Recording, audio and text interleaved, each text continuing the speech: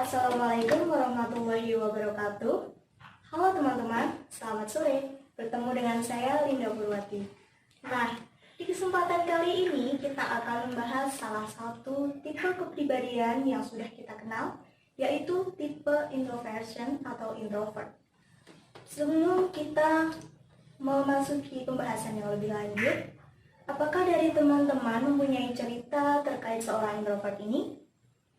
Ya, seperti yang sudah teman-teman ketahui bahwa kepribadian introvert ini adalah kepribadian yang memiliki sifat yang cenderung suka menyendiri dan pemalu. Dan apabila teman-teman bertemu dengan seorang introvert untuk yang pertama kalinya, maka kesan yang akan membekas pada diri kita adalah sifat cuek. Iya bukan? Ya, tentu saja. Pada dasarnya, kepribadian ini adalah kepribadian yang tidak suka berada di lingkungan yang cukup ramai. Di balik kemisteriusan seorang introvert ini, ada banyak sisi sangat menarik. Apa saja itu? Cus, kepoin sang introvert yuk! Nah, pada kesempatan kali ini kita akan membahas 4 poin penting terkait introvert ini. Yang pertama, siapakah sang introvert yang sebenarnya? Kemudian yang kedua, mitos-mitos sang introvert apa saja ya? Terus yang ketiga, bagaimana kesehatan mental seorang sang introvert? Dan yang keempat, introvert dalam bidang pendidikan bagaimana ya? Nah, sekarang kita memasuki pembahasan yang pertama. Siapakah sebenarnya sang introvert ini? Asal-usul dari kepribadian ini dipopulerkan oleh Carl Jung. Menurut beberapa teori yang ada, seseorang memiliki 2 kepribadian sekaligus, tapi mereka akan cenderung hanya pada salah satunya saja. Ciri-ciri seorang introvert yang pertama adalah cenderung menyimpan perasaannya sendiri. Seorang introvert lebih suka menyimpan perasaannya sendiri dibandingkan dengan menceritakannya kepada orang lain. Mereka akan berani bercerita semua masalah yang mereka alami kepada orang-orang yang benar-benar mengerti diri mereka. Kemudian yang kedua, terlihat pendiam. Seorang introvert akan menarik dirinya apabila mereka berada di lingkungan yang tidak dikenal, orang-orangnya itu tidak dikenal oleh mereka. Ya, ciri yang selanjutnya adalah sangat sadar diri dan berpikir sebelum bertindak. Mereka sangat memahami diri mereka sendiri sehingga mereka akan berpikir bahkan sampai berpikir terus-menerus sebelum mereka melakukan suatu tindakan. Ciri yang selanjutnya adalah suka atau sering melakukan self-talking. Nah, introvert ini suka melakukan self-talking karena self-talking ini merupakan sarana mereka untuk mengekspresikan diri mereka tanpa merasa dihakimi. Mereka ini tidak gila teman-teman, tapi ini merupakan ciri atau karakteristik dari seorang introvert. Pembahasan yang kedua adalah mitos-mitos seorang introvert. Mitos yang pertama, katanya seorang introvert itu susah untuk jadi pemimpin. Siapa bilang demikian? Bahkan, suatu studi di tahun 2012 yang dilakukan oleh Caroline Bendersky dan Nehasha yang diterbitkan dalam jurnal Academy of Management mengatakan bahwa seorang introvert ini bekerja sangat baik dalam proyek grup. Kemampuan sosial dan introversi pada dasarnya itu tidak memiliki hubungan sama sekali. Mereka memiliki kemampuan lebih dalam hal meneliti dan mengatur pada saat mereka melakukan penelitian, membaca, mengatur sesuatu, dan mengerjakan tugas-tugas dengan kondisi yang tenang dan penuh dengan konsentrasi. Mitos yang kedua adalah karakteristik ini tuh bisa disembuhkan atau bisa diubah. Ini adalah statement yang salah. Karena jika kalian adalah seorang introvert, maka kalian akan merasa sudah biasa jika orang lain itu tidak bisa mengerti kalian dan segala tingkah laku kalian akan sering disalahpahami.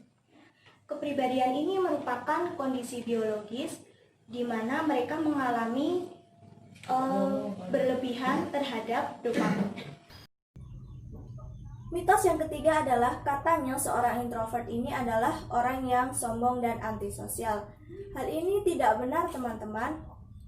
Seorang introvert ini tidak akan berbicara ketika mereka memang merasa tidak dibutuhkan.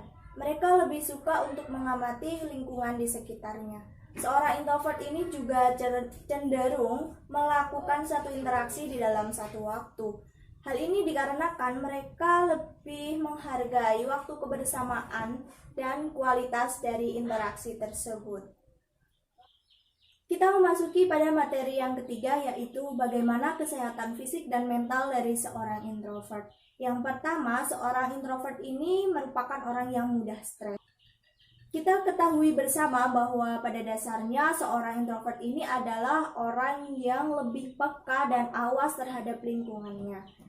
Menurut Laurie Helgu, yang merupakan seorang asisten profesor di Davis dan Elkin College, dan dia juga merupakan seorang penulis Introvert Power, mengatakan bahwa hal ini justru menjadi penyebab dari terkurasnya mental dan fisik dari seorang introvert tersebut.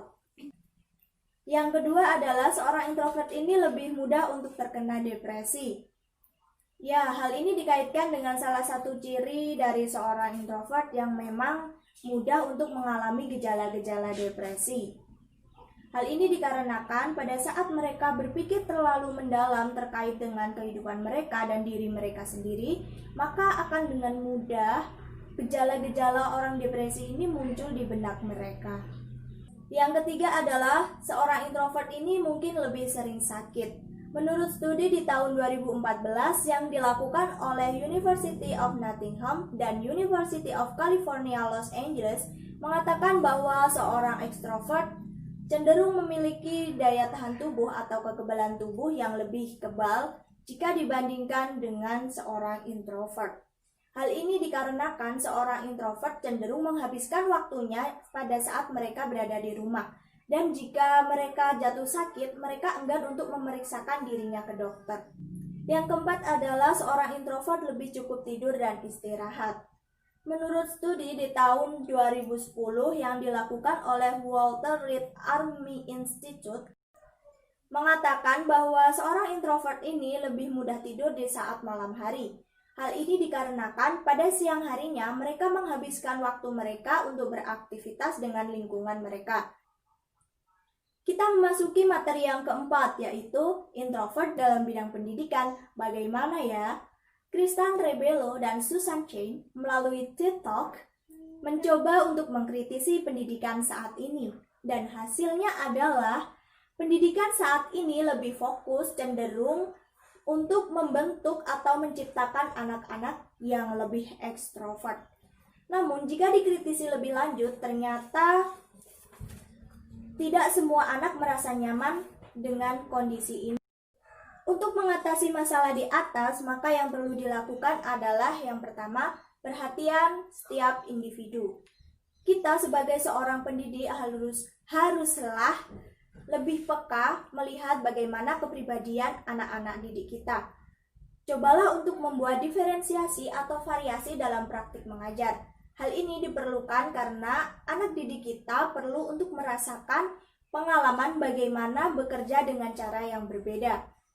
Yang kedua adalah perhatikan potensi setiap individu. Menurut beberapa sumber, bahwa seorang introvert ini memiliki keunggulan di bidang akademis. Mungkin hal ini dikarenakan karena sifat alami mereka yang lebih cenderung dalam hal berpikir, merenung, menganalisis.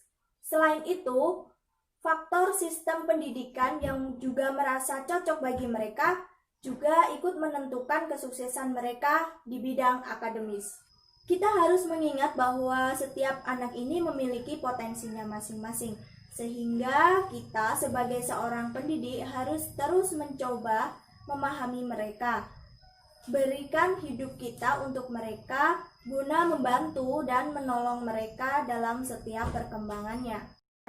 Jadi kesimpulan pada video kali ini adalah seorang introvert merupakan seorang yang lebih cenderung terkait pikiran, mood, dan perasaannya itu yang berasal dari dalam diri kita sendiri. Seorang introvert ini digambarkan sebagai seorang yang pendiam, tidak suka keramaian, dan lebih suka mengamati lingkungan sekitarnya.